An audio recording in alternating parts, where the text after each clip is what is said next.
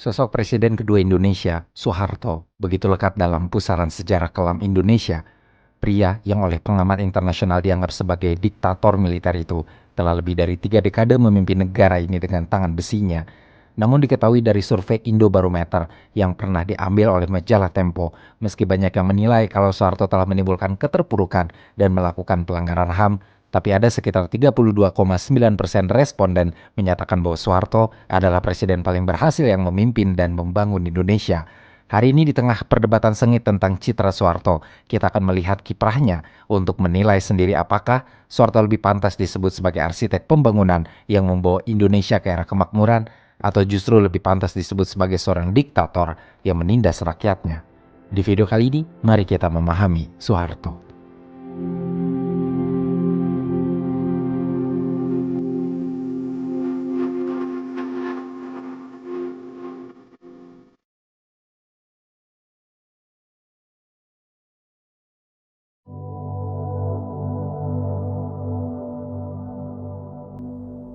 Soeharto lahir pada tanggal 8 Juni di tahun 1921 di Dusun Kemusuk, Desa Argumulyo, Kecamatan Sedayu, Bantul, Kesultanan Ngayogyakarta, Hadiningrat, ketika Indonesia masih menjadi Hindia Belanda. Ibunya memberi nama Muhammad Soeharto. Dalam autobiografinya, Ibu Soeharto dikenal dengan nama Sukirah, yang dia gambarkan sebagai ibu muda yang sibuk memikirkan kesulitan dan masalah-masalah rumah tangga. Sebenarnya dalam catatan-catatan sejarah Soeharto, ibunya pun disebut sedang mengalami masalah mental yang amat sulit. Ada catatan yang menulis bahwa sebelum Soeharto berumur 40 hari, ibunya ditalak oleh suaminya, Kertosudiro, pria miskin yang bekerja sebagai mantri ulu-ulu atau pengatur irigasi. Dia tidak punya peran banyak dalam kehidupan Soeharto. Di kemudian hari, muncul rumor yang menyebut bahwa Kertosudiro bukan ayah kandung Soeharto. Rumor tersebut diyakini sebagai sebuah kebenaran oleh banyak pengamat dan bahkan orang terdekatnya, seperti mantan Menteri Penerangan Masyuri. Pernah terjadi juga momen yang menghebohkan publik di tahun 1974 ketika muncul artikel berjudul teka-teki sekitar garis silsilah Soeharto dari majalah Gosip Pop dalam terbitan edisi nomor 17 yang menyatakan kalau Soeharto ini anak dari Pamodipuro, seorang bangsawan dari garis keturunan Hamengkubuwono II. Berita dari majalah Pop itu pun menyatakan kalau Soeharto ketika berumur 6 tahun dibuang ke desa dan diasuh oleh Kertosudiro. Rumor ini dibantah keras oleh Soeharto yang dengan cukup murka mengadakan konferensi pers di Minagraha untuk menyatakan pada publik bahwa liputan mengenai asal-usulnya yang anak bangsawan bisa saja merupakan tunggangan untuk melakukan tindakan subversif. Apa yang dilakukan Soeharto ini tampaknya menjadi cara tersendiri untuk Soeharto membangun citra sebagai anak desa. Selain itu, ada indikasi keterlibatan operasi khusus atau OPSUS dari salah satu unit intelijen yang dibuat dan diketuai Mayor Jenderal Ali Murtopo. Sebab tangan kanannya, yaitu Aloysius Sugianto, merupakan pendiri dan pemimpin umum majalah Pop. Ketidakjelasan asal-usul Soeharto ini sebenarnya sampai sekarang pun masih belum terpecahkan. Namun terlepas dari bagaimana asal-usulnya, yang jelas Soeharto memang menjalani kehidupan di tengah kondisi keluarga yang kurang menguntungkan. Ketika dia masih bayi, ibunya yang tertekan dan diketahui suka bertapa menghilang dari desa. Penduduk pun sempat dibuat panik mencarinya. Lalu ketika ditemukan, kondisinya sudah benar-benar serius. Sukirah hampir mati di suatu tempat tersembunyi karena memaksa dirinya berpuasa atau ngebleng atau tidak makan dan minum selama 40 hari. Kondisi mental Sukirah yang kurang baik akhirnya memaksa keluarga Sukirah untuk menyerahkan Soeharto yang masih bayi kepada kakak perempuan Kertosudiro supaya diurus. Sementara Sukirah setelah mentalnya sudah cukup pulih, dia menikah lagi dan dikaruniai 7 anak. Soeharto sendiri tetap menjalani masa kecilnya dengan keluarga ayahnya. Dia tidak tumbuh seperti anak desa pada umumnya saat itu yang harus bekerja di sawah. Dalam usianya yang sangat muda, Kertosudiro memilih untuk menyekolahkannya di sekolah rakyat yang kalau sekarang setingkat dengan SD. Sayangnya hampir tidak ada dokumen atau catatan yang memberitakan kehidupan Soeharto selama berada di sekolah rakyat tersebut. Dalam autobiografi Soeharto pun dia lebih senang membicarakan tentang kerbau-kerbaunya yang dia gembalakan, alih-alih membicarakan tentang pendidikan atau buku-buku apa saja yang pernah dia baca. Barangkali Soeharto tidak mau menceritakan masa-masa sekolahnya karena dia punya cukup banyak kenangan pahit. Selama bersekolah, Soeharto sering menjadi korban bully dari teman-temannya. Dia sering mendapat ejekan, salah satunya adalah Den Bagus Tahi Mabul. Sebutan Den Bagus ini dipakai karena saat itu buyut yang mengasuh Soeharto memang punya hubungan dengan keraton, sedangkan Tahil Mabul artinya tahi kering. Sebutan Den Bagus yang bagi Soeharto kurang tepat untuknya terasa seperti ejekan. Hubungan dengan teman-teman sekolahnya inilah yang membuat Soeharto kemudian menjadi pendiam dan tertutup. Masalahnya pun tidak datang dari teman-temannya. Kepribadian yang tertutup itu dipengaruhi juga oleh hubungan Soeharto dengan buyutnya, Mbah Noto Sudiro, yang memperlakukan Soeharto berbeda dari saudara-saudaranya yang lain. Pernah suatu kali ketika saudara-saudaranya dibelikan baju oleh buyutnya, Soeharto adalah satu-satunya yang tidak dibelikan. Kejadian-kejadian pahit di masa kecilnya inilah yang membuat Soeharto bertekad keras untuk menjadi orang yang sukses, kaya, dan berkedudukan tinggi di masa depan.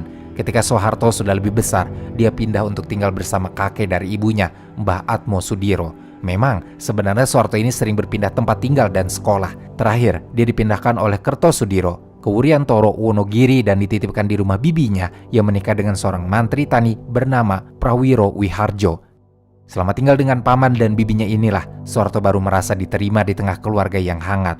Prawiro Wiharjo menerimanya dan memperlakukannya seperti putranya sendiri, bahkan memperkenalkannya sebagai putra tertua dalam keluarganya.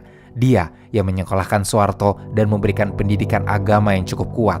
Soeharto pun menjadi sangat tekun dalam semua pelajaran, terutama berhitung. Sepulang sekolah bersama teman-temannya, Soeharto akan belajar mengaji di langgar. Kadang dia belajar mengaji sampai semalam suntuk. Kedekatan Soeharto dengan pamannya yang mantri tani itu pun ternyata menumbuhkan kegemaran bertani dalam diri Soeharto. Dia mendapat bimbingan dari pamannya hingga menjadi paham dan menekuni bidang pertanian.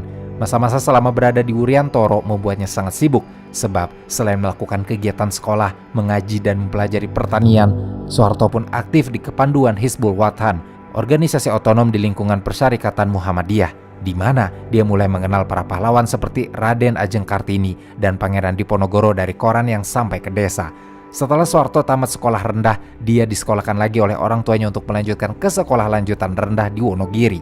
Begitu usianya mencapai 14 tahun, Kertosudiro mengirimnya untuk tinggal di rumah Harjo Wijono, teman Kertosudiro yang merupakan pensiunan pegawai kereta api dan merupakan pengikut setia Kiai Darjatmo, tokoh agama terkemuka di Wonogiri saat itu. Selama tinggal bersama Harjowijo, dia sering diajak untuk ikut bertamu Kiai Darjatmo, dan selama itu pula dia belajar membuat resep obat tradisional karena sering membantu Kiai Darjatmo. Di tahun 1935, Soeharto akhirnya kembali ke kampung kelahirannya dan melanjutkan sekolah ke SMP Muhammadiyah di Yogyakarta. Itu sekolah yang dia pilih sendiri karena siswanya boleh memakai sarung dan bahkan diizinkan tidak memakai alas kaki atau sepatu selama bersekolah. Di sekolah ini, Soeharto hanya memiliki satu sahabat karib, yaitu Sulardi, adik sepupunya putra Prawiro Wiharjo, dan dia pernah menjadi teman sekelas dari Raden Ayu Siti Hartinah yang kelak menjadi istri Soeharto. Berkat Sulardi yang selalu setia menemaninya, Soeharto jadi punya teman bermain dan berpetualang seperti anak desa pada umumnya.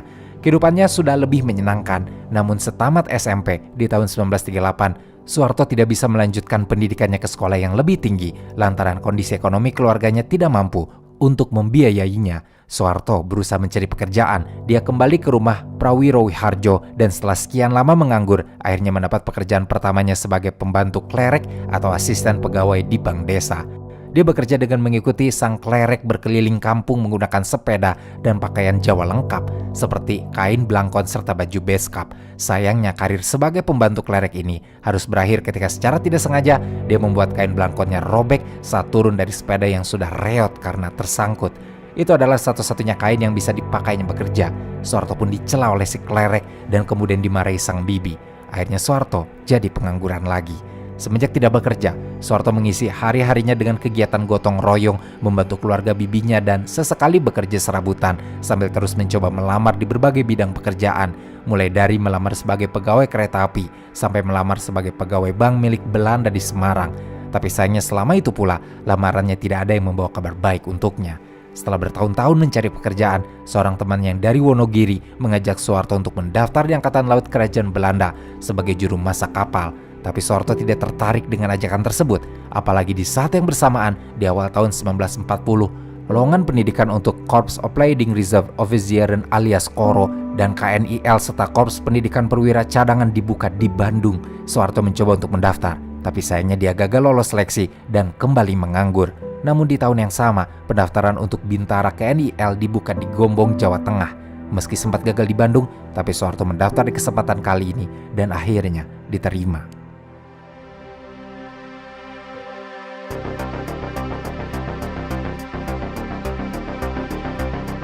Dalam dokumen dan catatan-catatan yang ada, Diketahui kalau Soeharto setelah mendaftar untuk menjadi Bintara KNIL, dia resmi menjadi siswa di sekolah militer yang ada di Gombong. Setelah 6 bulan menjalani latihan dasar, dia berhasil menamatkan pendidikannya, bahkan menjadi lulusan terbaik dan menerima pangkat kopral. Selain itu, Soeharto juga terpilih menjadi prajurit teladan di sekolah Bintara. Setelah pendidikannya selesai, dengan pendidikan dan pangkatnya, dia resmi bergabung dengan pasukan kolonial Belanda KNIL saat Perang Dunia II sedang berkecamuk di seluruh dunia. Dia dikirim ke Bandung untuk menjadi tentara cadangan di Markas Besar Angkatan Darat selama seminggu dengan pangkat sersan. Sayangnya hanya seminggu jabatan itu dirasakannya, sebab pada tanggal 8 Maret 1942, Belanda menyerah pada Jepang dan KNIL pun bubar. Ini bukan akhir dari karir militernya yang baru berjalan seminggu itu. Justru dari sinilah perjalanan menuju suksesnya sebagai Presiden Indonesia yang kedua dimulai. Soeharto sempat kembali ke rumah bibinya di Wuryantoro dan kembali menganggur. Selama masa-masa kosong dari pekerjaan, Soeharto sempat terkena penyakit malaria yang menyebabkan dirinya harus dirawat lama di rumah sakit. Begitu pulih, dia meminta pamannya untuk mencarikan pekerjaan karena Soeharto sudah tidak punya uang dan tidak enak jika menumpang tanpa memberikan apapun pada bibinya. Namun pamannya yang hanya mantri tani tidak bisa memberikan pekerjaan yang lebih menjanjikan. Selain mendampingi dan mempersiapkan keperluan pekerjaan Prawiro Wiharjo sebagai penyuluh pertanian, Soeharto memandangnya sebagai hal lain. Baginya, ini adalah kesempatan untuk mempelajari ilmu pertanian lebih dalam dari pamannya, jadi dia menerima tawaran tersebut. Masalahnya ternyata, pekerjaan ini membuatnya bosan, sehingga akhirnya Soeharto mencoba mendaftar jadi Kaibuho untuk polisi Jepang di bulan November 1942. Walaupun sebenarnya dia takut sekali kalau identitasnya sebagai bekas tentara KNIL akan diketahui, tapi dia tetap nekat mendaftar dan diterima. Tentu, selama menjadi Kaibuho pun Soeharto terus berhati-hati supaya identitasnya sebagai bekas tentara Belanda tidak ketahuan. Dia cerdik menutupinya. Soeharto pun lulus dari pendidikan polisi dan menjadi salah satu lulusan terbaik. Tidak heran kalau dia bisa menjadi lulusan terbaik. Dia sudah berpengalaman sebagai tentara KNIL dan pernah mengikuti pendidikan Bintara di KNIL, yang bahkan saat itu sudah membuatnya menjadi lulusan terbaik pula. Keberadaan Soeharto di Kaibuho pun sebenarnya tidak lama, karena atasannya kemudian menyarankan supaya Soeharto mendaftar menjadi PETA atau Tentara Pembela Tanah Air, pasukan militer yang disponsori Jepang. Soeharto pun akhirnya pindah ke PETA dan menjalani masa percobaan dengan mengisi posisi perwira magang yang membantu letnan berdinas di Karanganyar, Kebumen. Setelah dianggap layak untuk menjadi bagian dari PETA, dia dikirim untuk mengikuti pendidikan militer lanjutan di Bogor, Jawa Barat.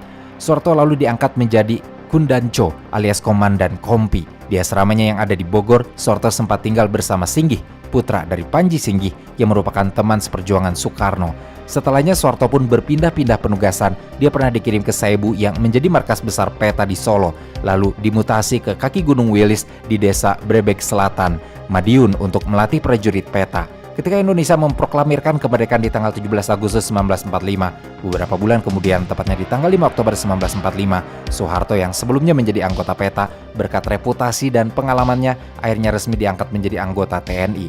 Awalnya dia masuk dengan pangkat letnan, tapi kinerjanya di PETA membuat Soeharto dengan cepat ditunjuk sebagai komandan batalion dengan pangkat mayor. Pangkatnya pun cepat naik menjadi komandan resimen yang berpangkat letnan kolonel atau overs di tahun 1946. Setelah Perang Kemerdekaan berakhir, Soeharto menjabat sebagai komandan Brigade Garuda Mataram masih dengan pangkat letnan kolonel. Dalam catatan sejarah, Soeharto diketahui memimpin Brigade Garuda Mataram dalam operasi penumpasan pemberontakan Andi Aziz di Sulawesi. Setelah operasi ini, Soeharto ditunjuk sebagai komandan APRIS atau Angkatan Perang Republik Indonesia Serikat untuk sektor Kota Makassar yang bertugas mengamankan kota dari gangguan bekas tentara KNIL atau KL. Di tanggal 1 Maret 1949, Soeharto diketahui ikut serta dalam serangan umum yang berhasil menduduki kota Yogyakarta selama 6 jam.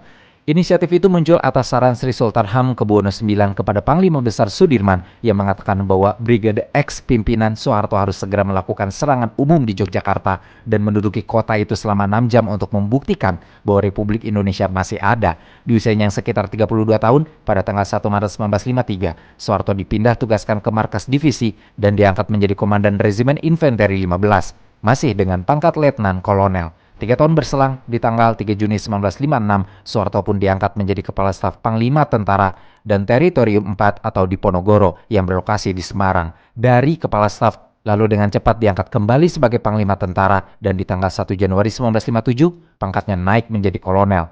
Dengan pangkat ini, lembaran hitam mulai mewarnai karir militer Soeharto yang pada tanggal 17 Oktober 1959 dipecat oleh Jenderal Nasution sebagai Pangdam Diponegoro karena Soeharto menggunakan institusi militer yang dipimpinnya untuk meminta uang dari perusahaan-perusahaan di Jawa Tengah. Kasus ini pun sebenarnya hampir dibawa ke pengadilan militer oleh Kolonel Ahmad Yani, tapi atas saran Jenderal Gatot Subroto, akhirnya Soeharto dibebaskan dan dipindahkan ke sekolah staf Seskot, lalu diminta mengikuti kursus C Sekolah Staf dan Komando Angkatan Darat yang ada di Bandung.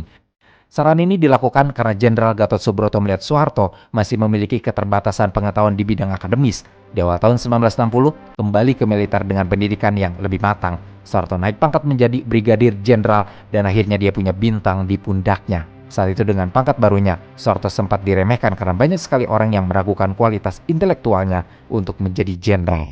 Namun, ada beberapa orang yang mendukung Soeharto dan percaya pada kemampuannya karena melihat dia sangat handal sebagai perwira lapangan selama masa perjuangan. Menurut mereka yang mendukungnya, Soeharto ini punya kekuatan, kecerdikan, intuisi, kemampuan memimpin, kecerdasan emosi, hingga sangat jeli dalam melihat kesempatan yang membuatnya pantas dengan pangkat jenderal meskipun tidak pernah mengenyam pendidikan formal atau informal yang memadai, apalagi kursus militer di luar negeri. Salah satu orang yang mendukungnya saat itu adalah Jenderal Gatot Subroto yang tidak hanya berperan menghindarkan Soeharto dari pengadilan militer, tapi juga membuatnya diangkat sebagai Deputi 1 Kepala Staf Angkatan Darat. Karirnya di militer makin gemilang. Setelah bertahun-tahun mengalami kenaikan pangkat yang signifikan di Angkatan Darat, lalu dikirim ke beberapa negara sebagai atase militer RI. Dia naik pangkat sebagai Mayor Jenderal di tahun 1962 dan menjadi Panglima Komando Mandala Pembebasan Irian Barat, serta merangkap sebagai Deputi Wilayah Indonesia Timur di Makassar. Sepulangnya Soeharto dari kawasan Indonesia Timur, dia sempat ditarik ke markas besar ABRI oleh Jenderal Abdul Haris Nasution. Di tahun 1963, Soeharto dilantik menjadi Menteri Panglima Angkatan Darat dan berperan membubarkan Partai Komunis Indonesia alias PKI serta ormas-ormasnya. Soeharto pula yang membentuk Komando Operasi Pemulihan Keamanan dan Ketertiban atau Kopkamtib untuk mengimbangi G30S PKI yang pecah pada tanggal 1 Oktober 1965. 2 hari kemudian, Soeharto diangkat sebagai Panglima Kopkamtib yang memberikannya wewenang besar untuk melakukan pembersihan terhadap orang-orang yang dituduh sebagai pelaku G30S PKI.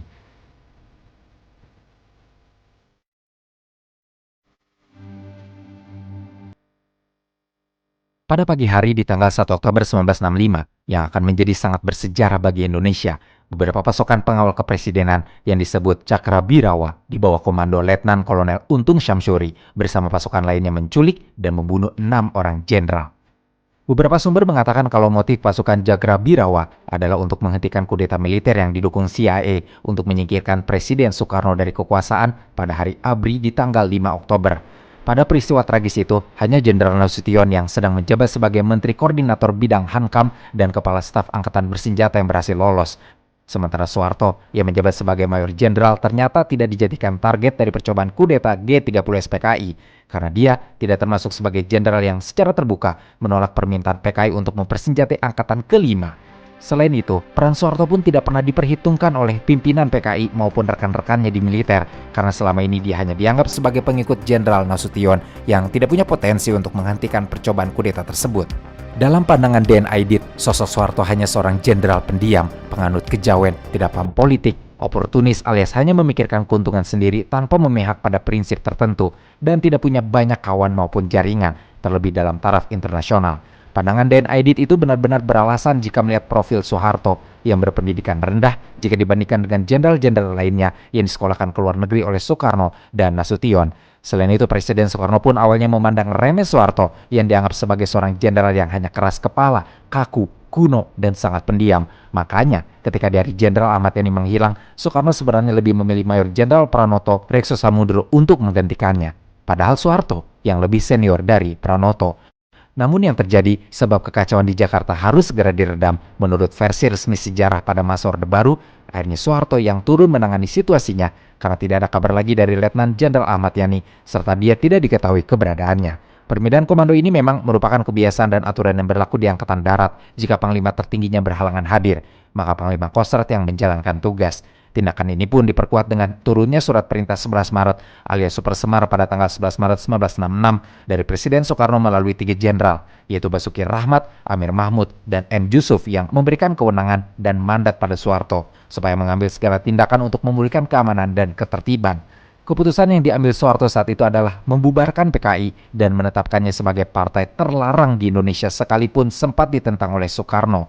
Berikutnya Soeharto pun menangkap menteri-menteri yang diduga terlibat G30S PKI. Langkah ini dinilai oleh pengamat internasional sebagai cara Soeharto untuk menyingkirkan orang-orang yang pro-Soekarno dan pro-komunis. Sehingga ketika Soeharto telah menghabisi pendukungnya, Soekarno terpaksa menyerahkan kekuasaan eksekutifnya. Tindakan pembersihan yang dilakukan ini pada puncaknya menyebabkan pembunuhan sistematis terhadap sekitar 500.000 tersangka komunis atau bahkan lebih, yang tidak diadili tapi langsung dihukum begitu saja. Kebanyakan dari mereka adalah warga sipil, tapi selama rentang waktu itu pula terjadi kekerasan terhadap minoritas Tionghoa di Indonesia. Dalam desas-desus yang beredar, Soeharto konon didukung oleh CIA dalam tindakan pembersihan komunis ini. 25 tahun kemudian, memang diketahui bahwa diplomat Amerika telah menyerahkan sebanyak 5.000 nama kepada militer Indonesia yang dimasukkan dalam daftar operasi komunis. Situasi politik masih memburuk setelah meletusnya peristiwa G30S PKI dan penumpasan anggota PKI. Jadi kemudian diadakan sidang istimewa MPRS pada bulan Maret 1967 untuk membahas persoalan situasi politik. Saat itu, Soeharto sudah naik pangkat menjadi Jenderal Bintang 4 dan ditunjuk menjadi pejabat presiden berdasarkan TAP MPRS nomor 33 tahun 1967 yang diresmikan pada tanggal 22 Februari 1967.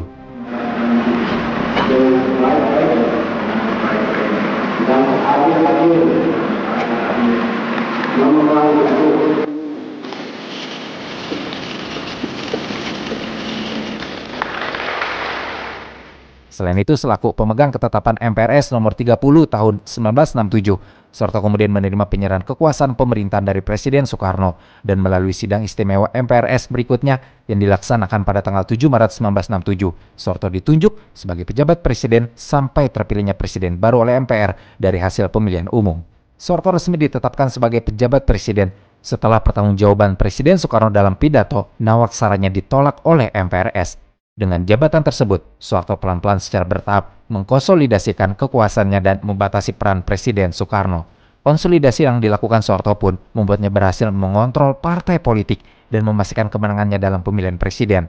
Langkahnya ini menjadikan Soeharto mendapat legitimasi politik yang kuat dan dengan mudah memenangkan pemilu sehingga Soeharto naik ke tampuk kekuasaan sebagai presiden serta merangkap sebagai Menteri Pertahanan dan Keamanan sesuai sidang umum MPRS pada tanggal 27 Maret 1968. Akan memanfaatkan Presiden Republik Indonesia dengan sebaik-baik.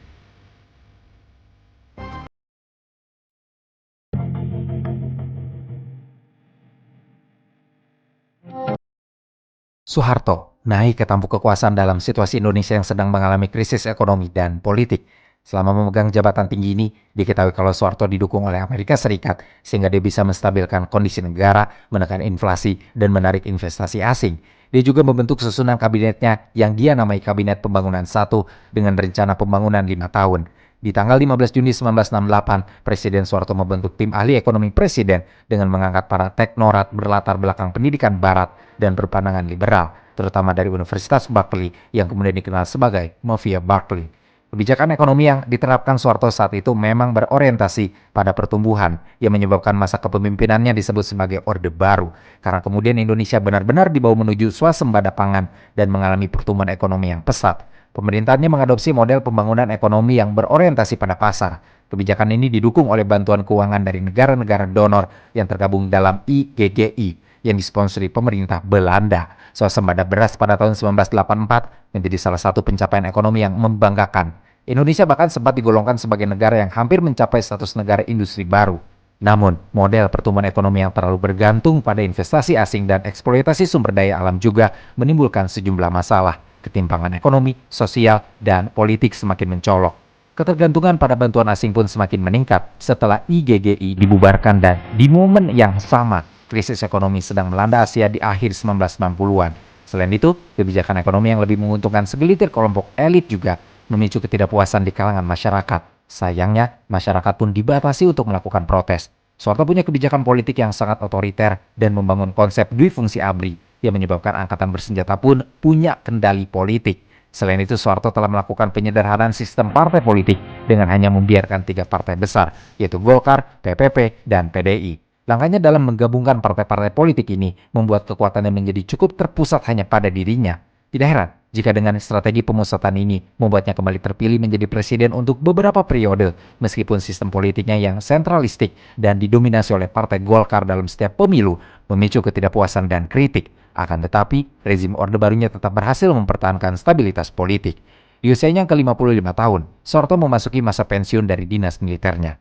Namun saat itu Soeharto sudah sampai di pucuk kekuasaan dan bahkan mulai memperlihatkan tarinya. Beberapa bulan setelah peristiwa Malari di tahun 1974, Soeharto membredel 12 surat kabar dan menangkap ratusan rakyat Indonesia, termasuk mahasiswa, untuk dipenjarakan. Pembredelan surat kabar terus berulang terjadi.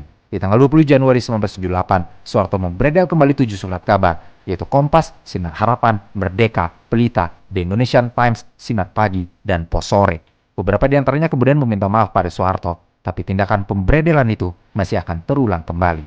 Bagian terburuknya untuk membungkam pers adalah dengan melahirkan UU Pokok Pers nomor 12 tahun 1982 yang mengisyaratkan adanya peringatan mengenai isi pemberitaan atau siaran. Di tahun yang sama, untuk menekan dan membatasi gerakan mahasiswa, Soeharto memberlakukan normalisasi kehidupan kampus alias NKK dan Badan Koordinasi Kemahasiswaan atau BKK. Kebijakan tersebut ditolak keras oleh banyak sekali organisasi kemahasiswaan. Mereka tidak terima dengan kebijakan bahwa organisasi massa yang terbentuk harus memperoleh izin pemerintah dengan hanya satu organisasi buatan pemerintah yang diperbolehkan berdiri, di mana hal ini memungkinkan organisasi-organisasi massa yang ada sebenarnya tidak lebih dari wayang atau boneka Orde Baru. Meskipun Soeharto sudah menunjukkan bagaimana otoriternya dia sebagai pemimpin, tapi Soeharto kembali dilantik sebagai presiden untuk periode ketiga pada tanggal 22 Maret 1978 dengan Adam Malik sebagai wakilnya. Lalu melanjutkan periode keempatnya dengan Umar Wirahadikusumah sebagai wakil pada tanggal 1 Maret 1983 dan melalui TAP MPR nomor 5 tahun 1983, Soeharto diangkat sebagai Bapak Pembangunan Republik Indonesia. Di awal tahun 1984, diketahui bahwa Soeharto resmi menjadi anggota Golkar. Selama kepemimpinan Soeharto, dia membersihkan parlemen dari komunis, menyingkirkan serikat buruh, dan meningkatkan sensor pada masyarakat sehingga banyak yang menilainya sebagai pemimpin yang anti kritik.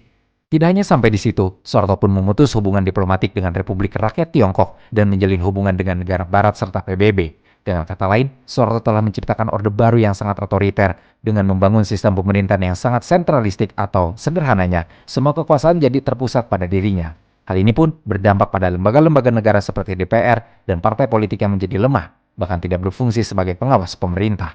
Selama Soeharto memimpin pula, dia meningkatkan dana militer dan mendirikan 2 badan intelijen baru, yaitu Komando Pemulihan Keamanan dan Ketertiban alias Kopkamtib dan Badan Koordinasi Intelijen Nasional alias BAKIN. Berkat keputusan ini, ada sekitar 2 juta orang dieksekusi dalam pembersihan massal dan lebih dari 200 orang ditangkap hanya karena dicurigai sebagai orang yang terlibat dalam kudeta dan merupakan anggota komunis. Mereka yang tertangkap karena menjadi komunis, dituduh komunis, serta yang disebut musuh negara akhirnya dihukum mati. Hal ini masih tidak terlepas dari dukungan Amerika Serikat yang memberikan daftar tersangka komunis dan bantuan intelijen. Di bawah kepemimpinan Soeharto, memang benar Indonesia mengalami transformasi yang besar. Selain stabilitas ekonomi, Soeharto juga berhasil meningkatkan wibawa Indonesia di mata dunia internasional. Berbagai penghargaan bergengsi seperti UN Population Award diberikan kepada Soeharto atas keberhasilannya dalam bidang kependudukan dan keluarga berencana.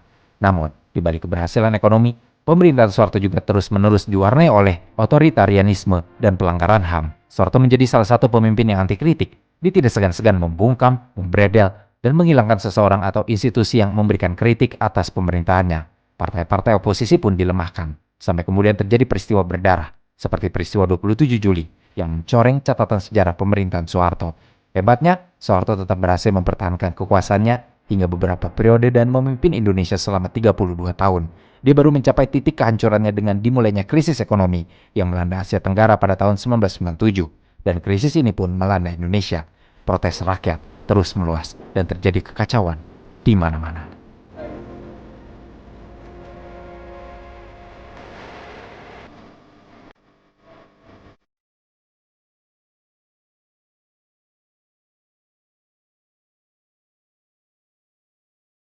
Krisis ekonomi Asia di tahun 1997 menjadi gelombang pukulan bagi rezim Orde Baru dan sangat berdampak pada kondisi Indonesia. Presiden Soeharto sempat meminta bantuan IMF dan Bank Dunia, tapi hal ini justru menjadi bumerang bagi Soeharto.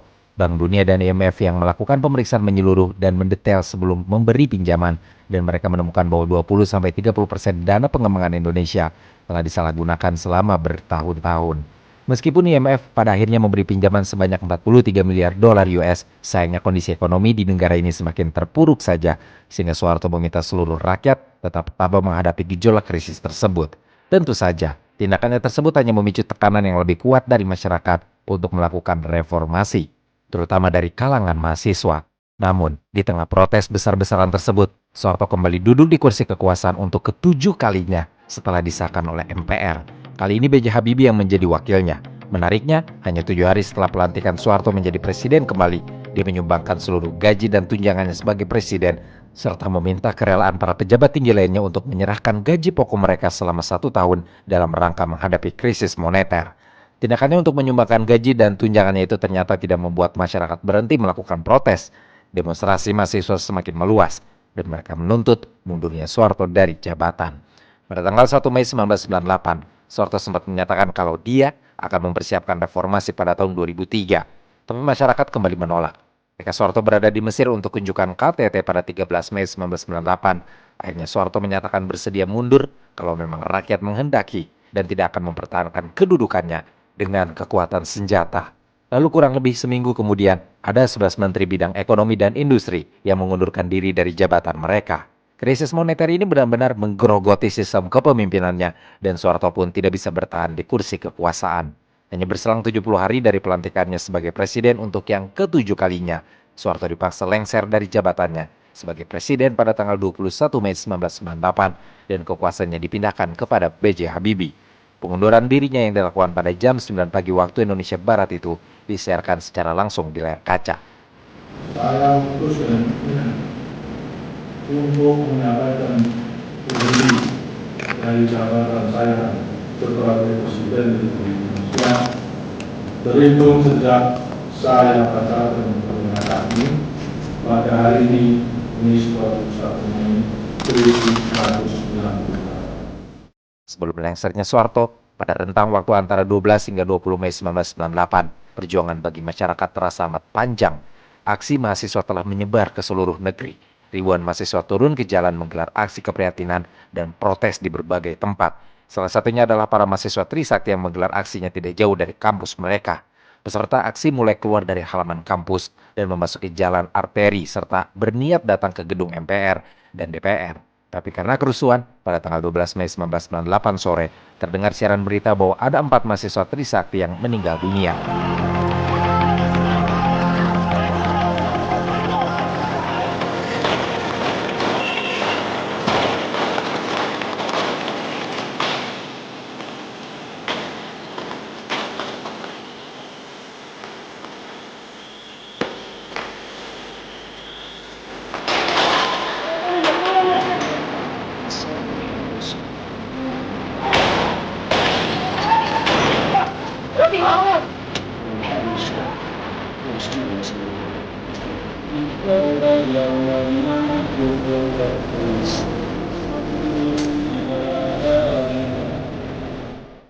Dan mahasiswa dari Angkatan 1995 itu, yaitu Heri Hartanto dan Hafidin Alifidin Royan, serta 2 mahasiswa lagi dari Angkatan 1996, yaitu Elang Mulia Lesmana dan Hendriawan C. Peristiwa itu menjadi duka Indonesia. Sehari kemudian, jenazah keempat mahasiswa diberangkatkan ke kediaman masing-masing. Mereka yang hadir menyanyikan lagu Gugur Bunga. Kematian mereka yang disiarkan secara luas memicu ledakan peristiwa yang jauh lebih besar. Di tanggal 14 Mei 1998, kerusuhan hebat melanda ibu kota. Saat itu, Soeharto masih berada di Mesir. Dia baru kembali keesokan harinya dan langsung mengadakan rapat dan pertemuan untuk melakukan konsultasi pada unsur pimpinan DPR. Satu persatu menteri memilih mundur dari jabatannya. Puncak kerusuhan terjadi di tanggal 18 Mei 1998 ketika ribuan mahasiswa mendatangi gedung MPR DPR dan terus menuntut mundurnya Soeharto dari kursi kekuasaan. Aksi mereka mencapai tujuannya dengan pernyataan mundurnya Soeharto sebagai presiden di tanggal 21 Mei 1998 dan majunya B.J. Habibie sebagai pemimpin baru setelah 32 tahun dikuasai Soeharto.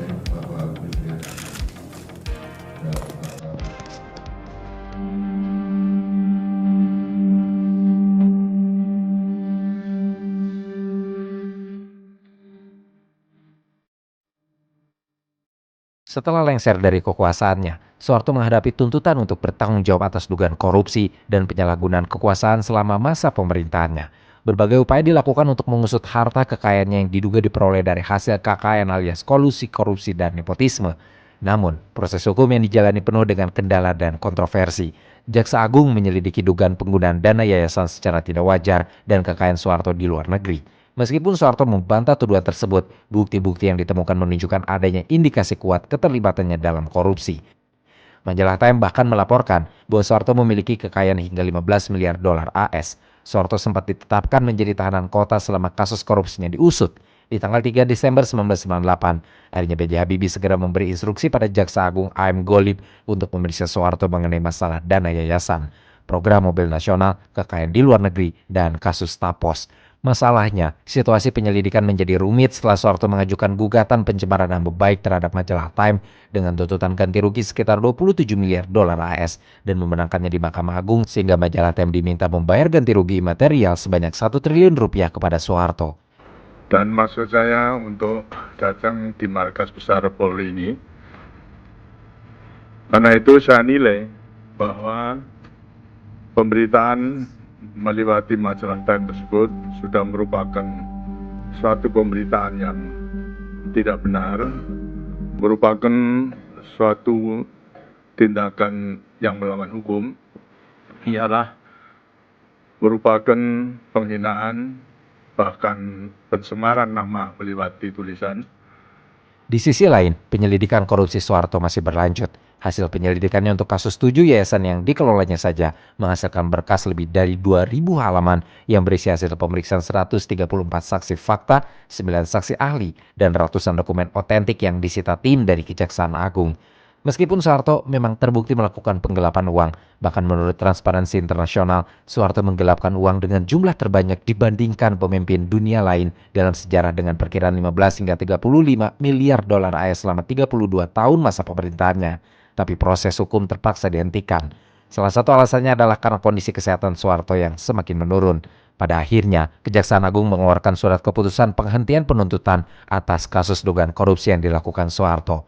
Sebenarnya selain masalah korupsinya, Soeharto juga dituntut untuk mempertanggungjawabkan berbagai kebijakan dan tindakannya. Seperti kebijakan yang diskriminatif terhadap etnis Tionghoa, termasuk larangan penggunaan bahasa dan budaya Tionghoa di Indonesia. Bahkan saat itu agama Konghucu tidak diakui keberadaannya, lantaran kekhawatiran Soeharto bahwa orang-orang Tionghoa terhubung dengan komunis. Soeharto juga melarang protes pelajar setelah demonstrasi atas kasus dugaan korupsi meluas. Rakyat dicengkram ketakutan karena Soeharto memerintah melalui kontrol militer dan penyensoran media. Meskipun masyarakat menyadari kebobrokan pemerintahan Soeharto yang sudah jadi rahasia umum, salah satunya adalah persoalan kalau Soeharto menguasai sektor finansial dengan memberikan transaksi mudah dan monopoli kepada saudara-saudaranya, termasuk 6 anaknya. Tidak ada yang berani melakukan protes keras terhadap tindakan KKN ini lantaran takut dibredel, ditangkap, dihilangkan, dan dibunuh. Soeharto benar-benar menguasai negara. Bahkan partai politik dan kelompok militer dimainkan olehnya untuk melawan satu sama lain, hingga terjadi perpecahan di antara mereka dan memusatkan kekuatan hanya pada Soeharto sendiri yang menyebabkan UU Pemilu berubah dengan hanya diizinkan 3 partai besar yang mengikuti pemilihan, termasuk partainya sendiri yaitu Golkar. Akhirnya, semua partai Islam yang ada harus digabungkan menjadi Partai Persatuan Pembangunan alias PPP, sementara partai-partai non-Islam serta partai nasionalis tergabung menjadi Partai Demokrasi Indonesia alias PDI. Selain masalah tersebut, catatan pelanggaran HAM berat yang dilakukan Soeharto pun terus memburuk dari tahun ke tahun. Tidak hanya peristiwa Trisakti, tapi Soeharto pun bertanggung jawab atas peristiwa penembakan di Timur Timur setelah mendapat permintaan dan persetujuan dari Amerika Serikat dan Australia. Selain itu, upaya Soeharto untuk menyingkirkan Megawati Soekarno Putri dari kepemimpinan PDI pun akhirnya membuat kericuan pecah di Jakarta dan dikenal sebagai peristiwa Kuda Tuli atau kerusuhan 27 Juli.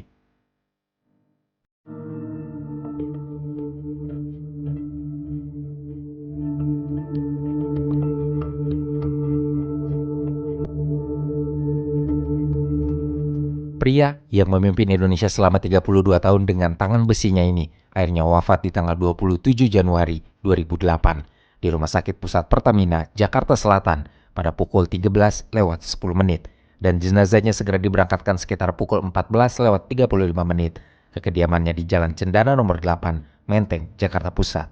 Ambulans yang membawa jenazah Soeharto diiringi sejumlah kendaraan keluarga, kerabat, serta pengawal. Sejumlah wartawan mencoba mendekati iring-iringan kendaraan yang bergerak menuju Jalan Cendana itu, mengakibatkan seorang wartawan televisi tertabrak.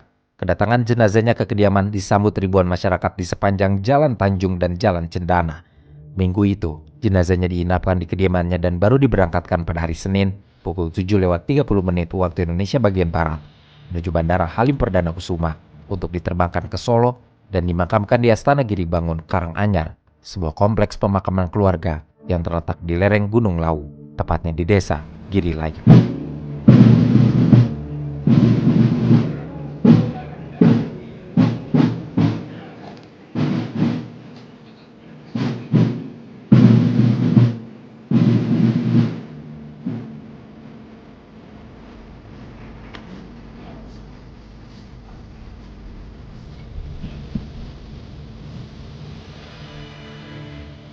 Atas nama negara dan Tentara Nasional Indonesia,